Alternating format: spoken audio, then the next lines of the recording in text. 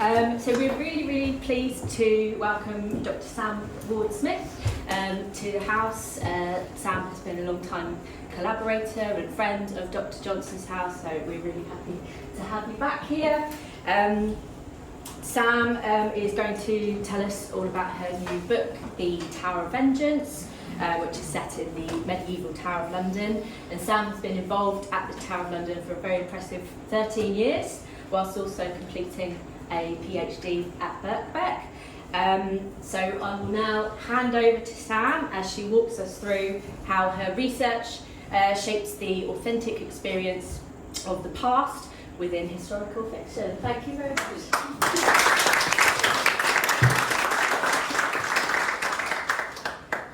Thank you everyone for coming. It's lovely to see you all here. There's some friends in the front row here. So I'm just going to give a quick introduction to Tower of Vengeance. It's set in the years 1214 to 1272 at the Tower of London, and King John and Henry III are on the throne, respectively. It tells the story of Maud de Mandeville, who's a murdered red woman who seeks revenge, and she does a deal with the devil to be able to save her son and avenge her death. But how do you create a 13th century world within a very famous building that we all know, well, most of us, I would hope. So this talk's going to look at my inspiration, my research, my characters, and of course, my setting. So what's my inspiration? So many years ago when I was young, much younger than I am today, I read Nora Loft's Suffolk trilogy. And this is 1960s historical fiction, and it told the story of a house and how it evolved from the 1450s to 1956. So it began with the townhouse, which was the story of Martin Reed, and it spanned roughly 50 years. And then the house of the Old Vine, 1496 to 1679, and the house at Somerset, 1740 to 1956. Now what I liked about these books was the intimacy you had as a reader with this house over a period of time, because you knew more about the house than the characters did. So when you got to the last character in 1956, Frances, who was an abused woman trying to escape her husband, goes to the house, which by this time is derelict, it's pretty much condemned. She goes there with the estate agent, he shows her around, and there's the iron staircase, the wonky fireplace, and she goes out in the garden, and then there's this mound of earth with some flowers. And you as a reader know that underneath that mound is the body of a Jesuit priest. And I love that, because Frances didn't know that, the estate agent didn't know that, but you knew it. So when I started volunteering at the Tower in 2012, and that's our little volunteer box with Raven Molina on top, and I looked around those walls, and I thought, what if you did something similar with the Tower of London? Because you have all that history. So what if you took a family and took them all through the centuries and did their changing story? So started my research. This is the London Library, where I do most of my writing and research. And let's go on one. And what I wanted to do, I didn't want to base it around the monarchy, because they're not always there. I wanted people that were going to be at the Tower all the time. So I wanted to have a common family, that would take us through. And I knew we had a history of taverns at the Tower. In fact, we still have one there today, the Keys, the Warders' Hall.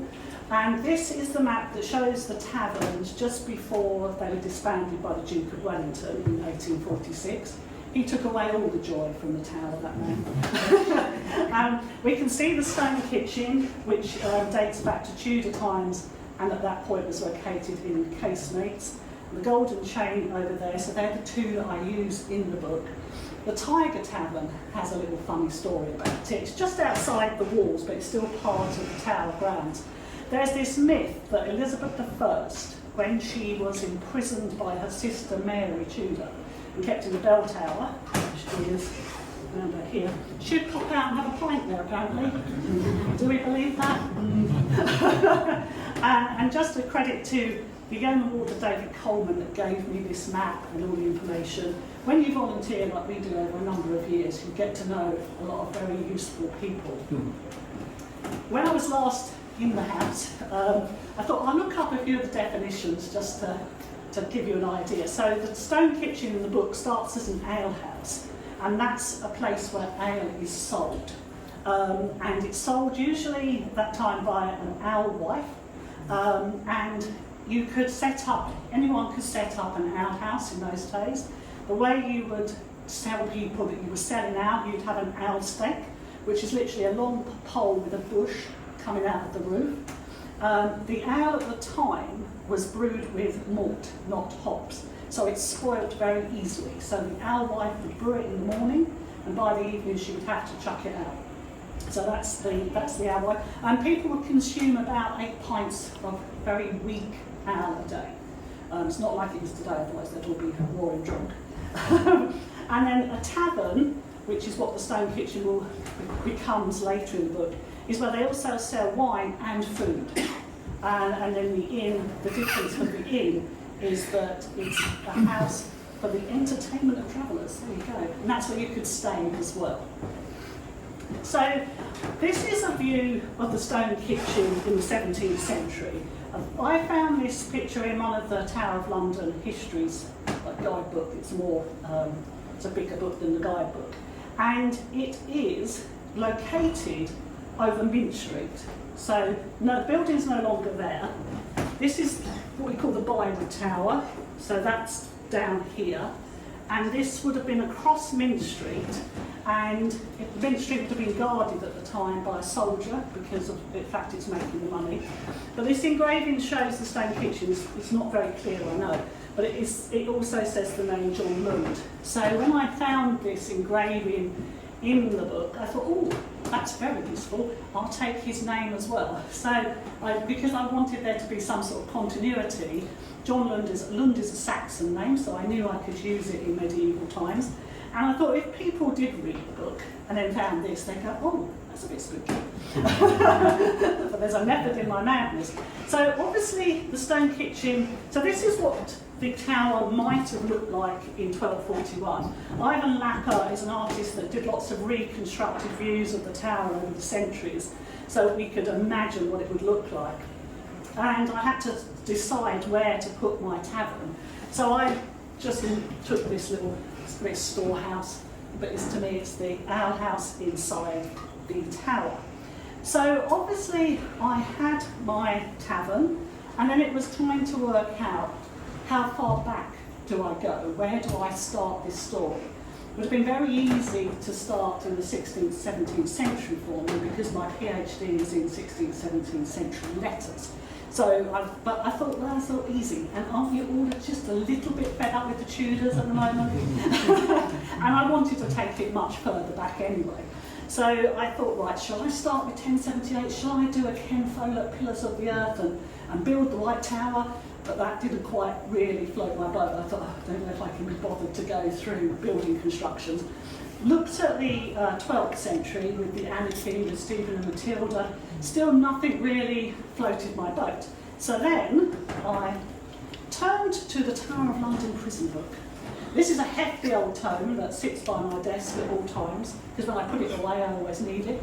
And it's compiled by Brian A. Harrison. He was a yeoman warder. He's no longer with us, but his family incredibly supportive of me, which is absolutely lovely.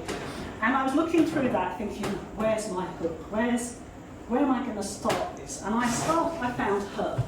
1233, Isabella Princess, held comfortably pending her marriage to Emperor Frederick of Naples and Sicily, released to marry in 1235.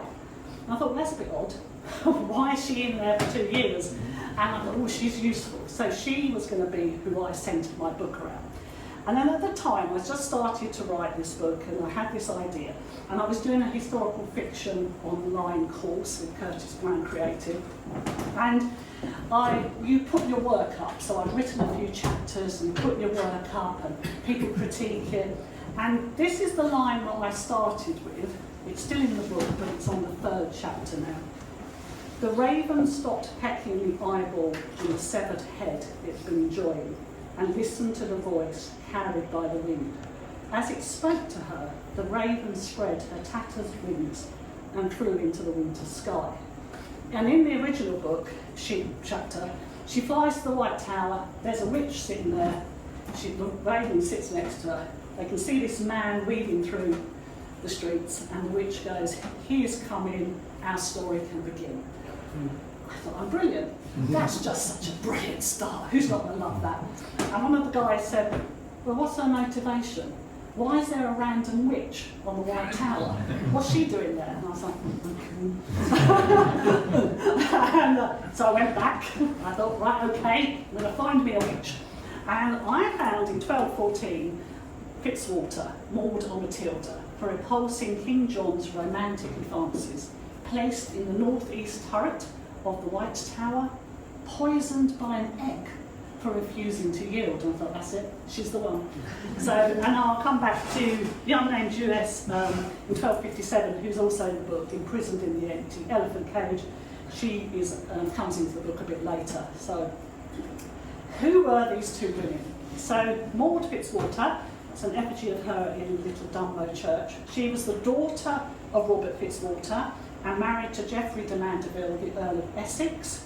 And she was supposedly abducted by John, King John, and these two, Robert and Geoffrey, are Magna Carta barons.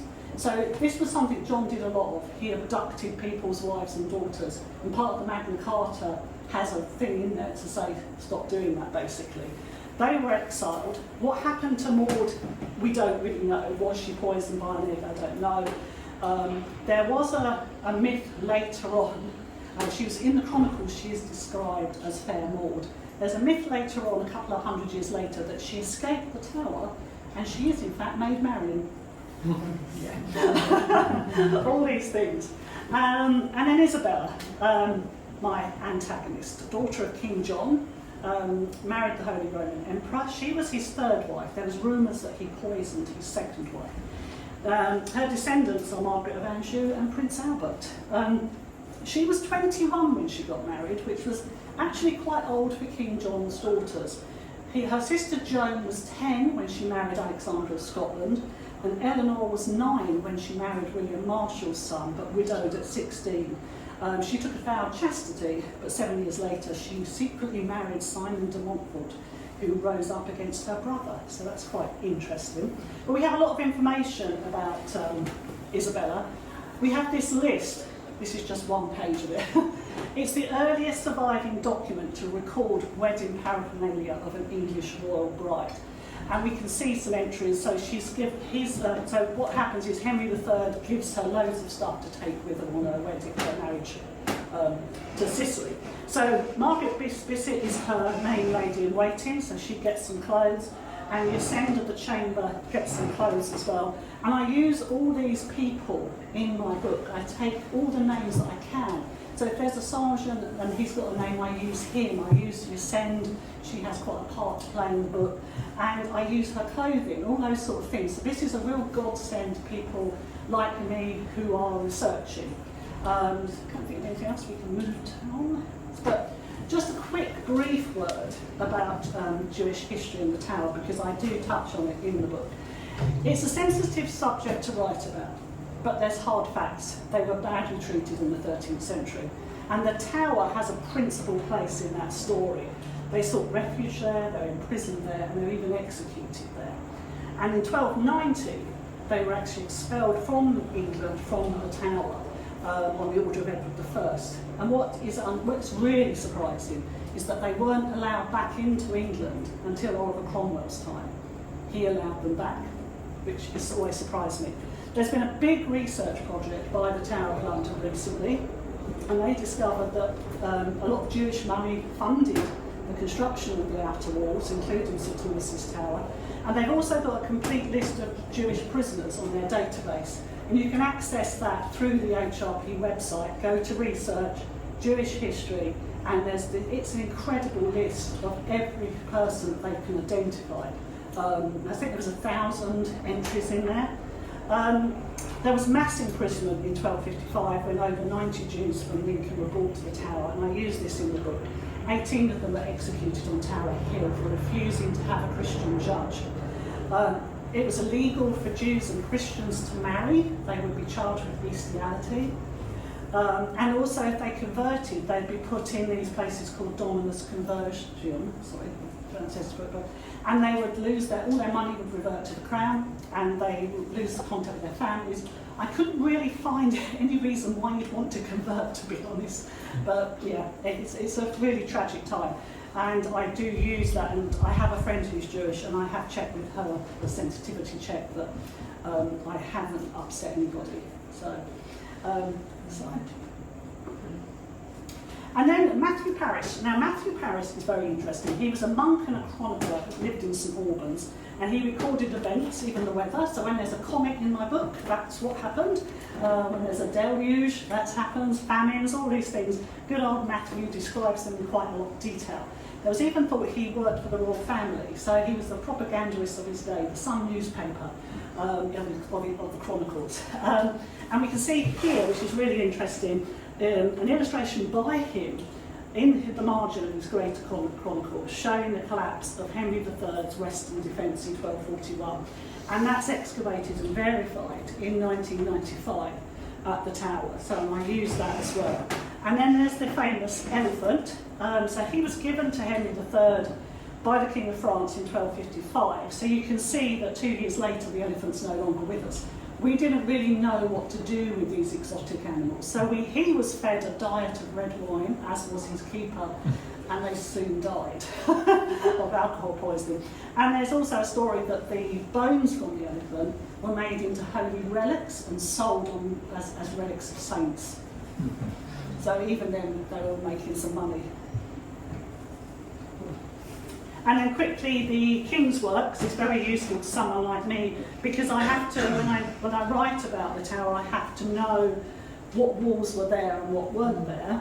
This shows me the black wall is obviously William the Conqueror. The blue are all Henry III, and then the green is Edward I, his son. That doesn't mean to say that there was nothing here then. There was, the walls were there, but they've been replaced since. So what we see today is the walls by certain different people, and Edward put the outer wall on. So we go to the next slide. So if we look at this is quite a useful slide. There's the Conqueror's Tower. This is the Waterloo block, which is 19th century. This is Henry VIII's chapel, built as a wedding present for Catherine of Aragon. What a romantic fall. These are two Georgian buildings, the chaplain's house and the doctor's house. Beauchamp Tower was added by Edward I. Some of the walls down here are Henry's. This is Edward's, and this is Edward's. So when I'm writing, I have to be aware of what walls I've got to pull down, metaphorically, and what walls I've got to put back up again. So that I'm not talking about walls that weren't there, because there are going to be people that know what walls weren't there. And the seagull is very modern. Couldn't get a raven to perform, unfortunately. So, yes, so as I say, here we all are in the tower today. That's the entrance now, but Ivan Lapper, based on what we know, has the entrance here. So that's where we would be now. There's what I call the stone kitchen. This is Maud's tower, and that's where I plonk the golden chain. That's the medieval Waco Tower with its little water thing. So very different, so I have to knock all this lot down, put some walls up. You know, like in Game of Thrones, when the walls come up, that has to happen in my head. And then so the book starts with this turret where Maud is supposedly killed. You can't go in there, it's closed to the public. On an average day we have like 8,000 people trotting through, and these are really quite delicate little rooms, they're quite small. But I knew a man who could get me in there. So when I texted him and said, "Can I come and see it?" And he was like, "Okay." And so I know it sounds really stupid, but you can see these from quite a way off and you don't really visualise them that well. And I hadn't really appreciated that's 2 stories. So this would have been the guards' room and this would have been the prison. Inside, the walls are obviously stone, floors are wooden, there's no fireplaces. These windows would have been much smaller, there would have been no glass. I went in there on a summer's day, it was freezing. You can imagine the wind hailing through these and how petrified it must have been. You're at the tallest point of the tower. You could also see out, I mean this would have been a bit smaller, but you could see the city of London. As a prisoner, you would be able to see life, you'd be able to hear life, but you were up there, away from life. Must have been literally terrifying. And for me, it's really important, if I'm writing something like this, to be able to see inside these buildings and these little sort of secret places. I do love a secret place. And then the White Tower, I was lucky enough again to know someone else in there, lovely Anna, who took me round to show me the original bits and how it would have been used in the 13th century. Obviously it's the oldest building, built to shock and awe Londoners. I'm still awestruck by it today. When I go in there, and we've all been, a few of us have been in there many times, and you look up at this impressive building and you're like, wow. And there's always modern skyscrapers, but this still is the one that has the impact. It has a basement which contains a well still. In the time that I'm writing, it housed the Royal Treasury and the General Stores. There is a room that was called the Black Hall, and I used that name in the book. The entrance floor, which is this one, would be the guards' rooms and the general business of the tower. So the steward would be there. You'd also go through and wait to be allowed to go up to see the king. And then the next floor up, which is this one, was for the royal apartments and the chapel, and the top floor was added much later. So again, I had to take a floor down. That's not there. And so this staircase goes all the way up the entire length of the White Tower, and it's called the Great Vice. And it's there, goes from the basement all the way up. It's the only one that does that. That's a defensive thing. Inside we have some internal staircases, but this is the only one that goes all the way up. And then you'd pop out there, you could go up to Maud's Tower, and you'd pop out here into the royal apartment. And it would have looked pretty much like this if I visited it without the king being there. Obviously it wouldn't have the nice display boards, and also these wouldn't have been here either. They're later, and the benches. But it would have been empty because the king would have brought his furniture with him. He would have brought his rugs, his tapestries. But there's a nice ensuite garde-robe there.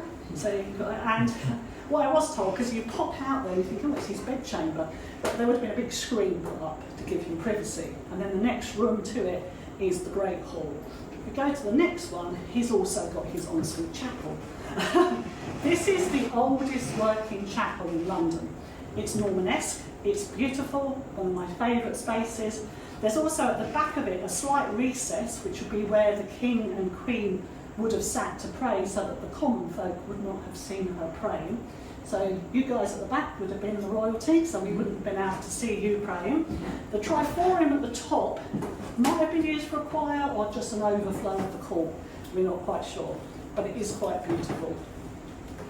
And the medieval palace, which was added during Henry III's time, so I had to build that in the book, was originally named the Blunderville Tower, after the man who built it. So I used that sneakily. He wanted royal apartments that were comfort and privacy. As you can see from the White Tower, those rooms are quite big, probably weren't that warm. So he's made himself some nice royal apartments, which would have linked from the Great Hall to the Lantern Tower, which housed the Queen's apartments. And again, the ceiling that's in there today was added later, so I had to chop that up as well. But it does contain a very beautiful chapel. They did like their ensuite chapels. And that was where Henry VI was murdered much later. So that might come into a book later on. That's the final slide. Rochester Castle. Everything, hello, we're in Rochester. This is what they call Baby White Tower. I see this all the time on my journey from Whitstable, where I live now, to London. And I love this. But what can it give us that we can't see at the Tower of London? It gives us this, which is a foreclosure, and the tower had one added, possibly by Henry II. So Rochester was built after the White Tower in 1127, and the White Tower had this, so this is another defensive construction.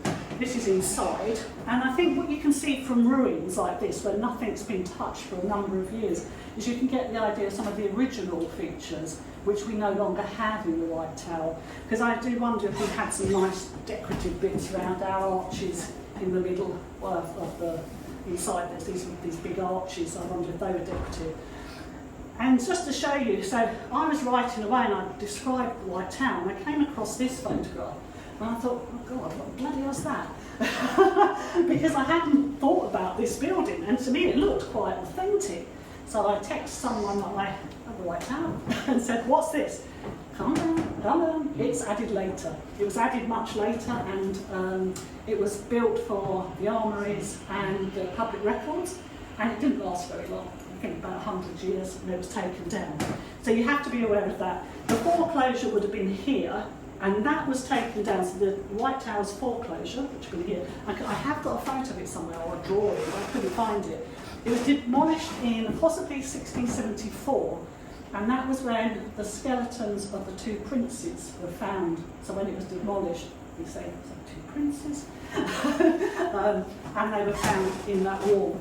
Also, you can see this old Victorian photo. We've got a building here, which we no longer have. That is the Waterloo block that's built now. That's the Armories Cafe, which is 17th century. Oh, it's about Charles' time, isn't it? So I have to make sure that I find out what they are as I take this as a series going forward, to remember when these get built, when they get taken down. So that is basically a very rapid run through of how I do my research and what I have to be aware of. Not just finding the people that would have been there, and I have to entwine events in there which I didn't have time to really go into today. So this is just a little whirlwind of how much I do to make sure that though it's fiction, though it's historical fiction, I want it to be as authentic as I can be. But obviously it can't be really boring, it's not non-fiction, but I like to make sure that I make it as authentic as I can be. So that's it. So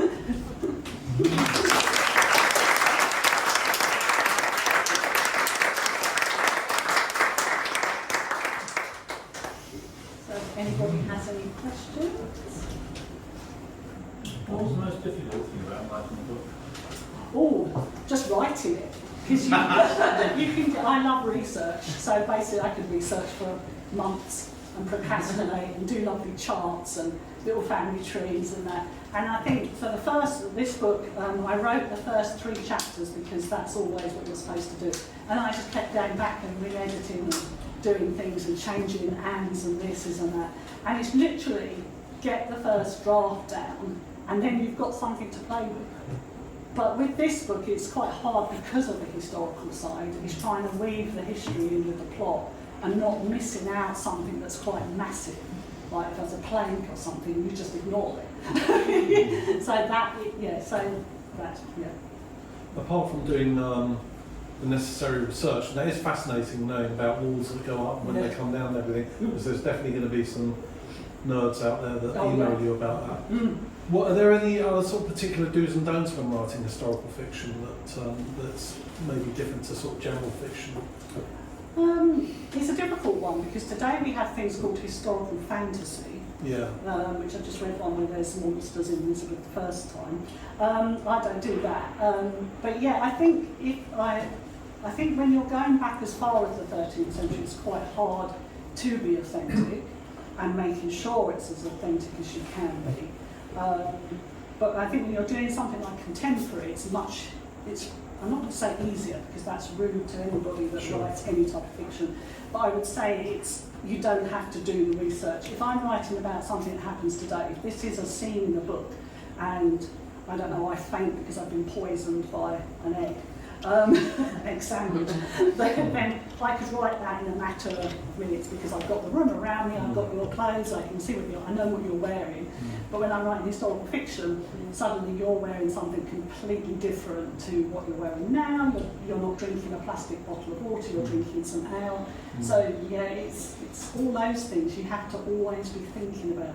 They can't just pick up a phone and dial an Uber. So you're sort of sitting there imagining yourself in prison in the tower, freezing cold. Would you ever do anything like open a window in the winter to kind of give you a sensation or anything like that? Well, yeah, I mean, you have to try and think. You sort of have to try and think about what would, when you're writing that description, is what would you feel? Yeah. And that you have to have some sort of imagination, I think, to write anything like that. And yet, I suppose if being in that turret, you can feel that. And I was wearing everyday clothes and things like that, and I wasn't in prison. So you have to try and put yourself in that headspace. And I guess also thinking about a particular character, like Maud. Is she effusive? Is she a shy person? Is she, so then you have to kind of build those ways up as well. Yeah, so Maud, I should have explained. So Maud, obviously she's dead, and she will be my constant throughout the books, because I wanted someone that would, and she drives a lot of the plot. She does things, she's trying to avenge her son and her family. She hates the royal family, but she does this deal with the devil, and the devil is one of my favourite characters. He's very naughty, and he tells her that she can do revenge, but she can't kill a royal person, because I couldn't have her, because it's like, well, why doesn't she just push them off a battlement, So it was more about trying to curse them in a more sort of imaginative way. And so I used some of the tragedies in their lives. So Isabella has quite a tragic life after she leaves, and I used that, so I've got Maud cursing her to have that tragic life. So but Maud, she starts off she gets more sort of deranged as she goes along, really, and I have a lot of fun writing Maud and the Devil. Sorry, I'll go for the gentleman first, because you were first. How much use do you make of dialogue?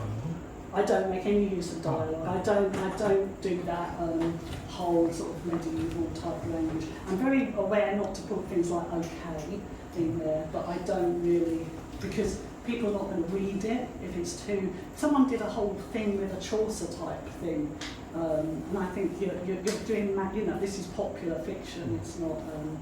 I mean, I look at some of the ideas like the Dominus conversion, which is obviously a medieval term, and I try and link what I can, but I don't go down that route too much. Someone did tell me off for using the F word and said it wouldn't have been around then. I do think it was, yeah. So, but I said, how do we know? But the lady I should imagine one of the things I've enjoyed about doing this fiction is you can come to conclusions based on the evidence that you've done. Yeah. Is there anything for your research that you haven't got a definitive answer for that you would like to have an answer? I suppose what happened to Maud would have been nice. There's always something, isn't there? I mean, there's always, what happened to Isabella. But we know she died, but what was her marriage like? That sort of stuff. But and I think that's the beauty of historical fiction, is that you can make up what happened in a sense. But I suppose when I get to the War of the Roses, that's going to be quite interesting. Who killed the princes? What side will I go? There's a lady over there. Yeah, you said at the start there was an intriguing idea that one of the characters was Maud, that you looked at. So what was she doing in prison for 2 years before she... Oh, Isabella. Yeah. Without spoiling the plot, was that a thing, to imprison women before their marriage at the time? I do think that's an error in the prisoner book. I don't believe she could have been there for 2 years. She was there before, so she got betrothed to him at a point. So when they got betrothed, there'd be a whole sort of betrothing ceremony and that with his people. So his envoys would have come from Sicily. She would have been there. They'd have done something. And then there is a part of the wedding thing. There's a whole detail of her leaving the Tower for her wedding. So she goes to Westminster Abbey to be married by proxy. But that was a thing. So monarchs would always go, before they were crowned, they would go to the Tower and they would stay there the night before they were crowned, or 2 nights before. So I always call this the power triangle. So we've got the Tower, we've got the city, we've got Westminster Abbey. So kings and queens, we have a lot of accounts, would go to the Tower to stay 2 nights. The first day they would go out to the city, and the city would put all these pageants on, and then give you money. So that's your wealth. The Tower is your strength. That's, look at me, I've got a big castle. And then the next day you would go down the river to Westminster Abbey and be crowned. That's your spirituality. So there was a whole thing around royalty and the tower. So I believe she would have been in there in 1235 just because she was going out to be crowned empress. But it wouldn't be, because there was a lot, you suggest there were these kind of predatory royals roaming about. I was just wondering whether maybe for women's safety. Well, in the book I do have a little, in the book I give a sort of reason why she's there. She's there in the book for about 6 months. She's not there for 2 years. The plot wouldn't have worked. So I put her in there for a few months, and there is a reason in the book why I've put her in there. It was a royal residence, couldn't she just been living there? She wouldn't have been. She was basically, she was living at the time of Windsor with her brother, Henry. She was his favourite sister, and she would have been at some more comfortable residences. You're right, it's a royal residence, but it isn't comfortable. And even by the 13th century, they didn't use it as much. It was never really used for a length of time. It was used when they, as I say, crowned. It was used when they needed London to give them money, they would come there. And it was used to hide in as well. And that was, when the city and the crown have a very tumultuous relationship. So that's what I can weave into the plot, is the times when they do turn up, the royals, and what they're doing. In the book, Henry III turns up because Simon de Montfort is pressing him, pushing him back to London, and he's hiding in the tower. And his wife tries to go out of the tower and go back up to Windsor by boat. And the citizens of London pelt her with fruit and stones, and she has to come back in a hurry to the tower. And that is actually historical fact. That's what happened to her. But they didn't live there for any real length of time.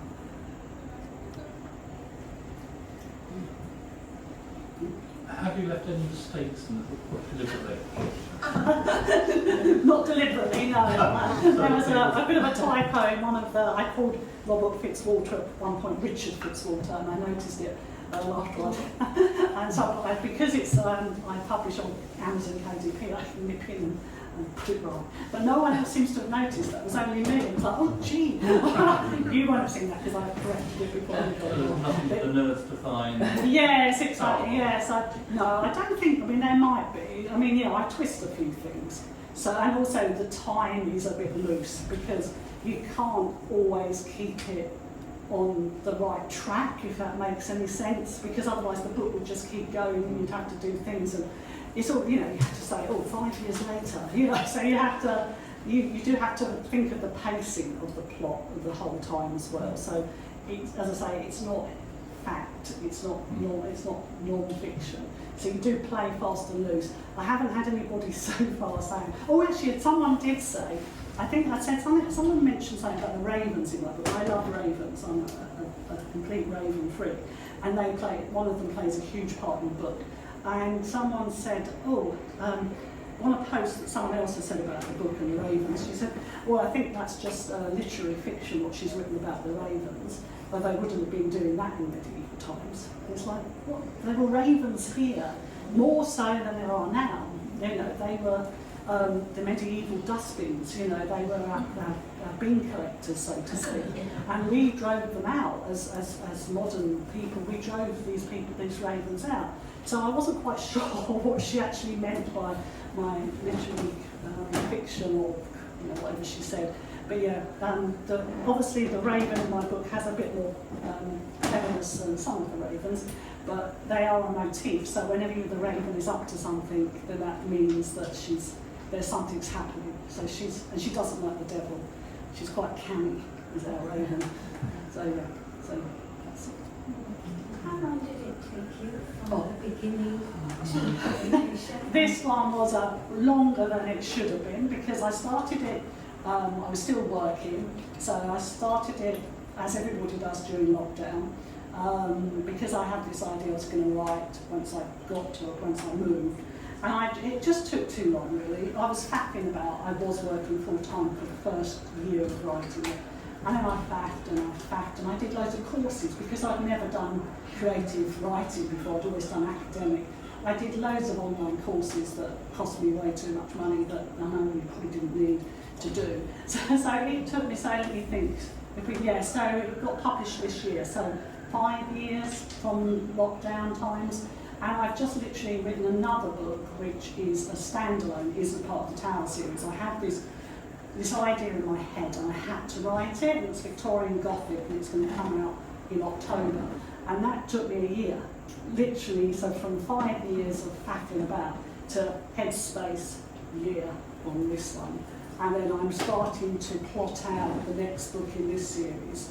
I'm starting to get some ideas, and so I have to plot it out. But the plot will change, because as I start writing, these characters get little minds of their own, and they're like, oh, I want to do this now. And I'm like, okay, you do that. I didn't know you were going to do that, but if that's what you want to do. And yeah, so hoping, because I really want the sequel out next year. So I'm hoping it's going to be a lot. But now I know what I'm doing as well. Yeah. I'm a bit more savvy. It looks like you are so loving what you're doing. I certainly loved reading your work.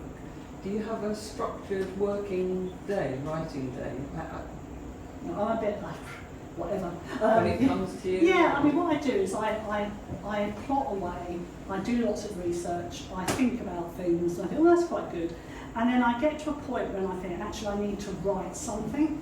So I take myself off to the London Library. I can't write at home. If I write at home, I'm so distracted. I've got 5 seagulls that I feed. I've got 2 cats. And I can like, oh, I'm going to do that now. And I'm right by the sea, so it's like, oh, I'm going to walk. I'll procrastinate, and then I'll do some marketing. I'll go on my social media. So I have to take a whole day, and I go to the London Library. I have my desk in the study.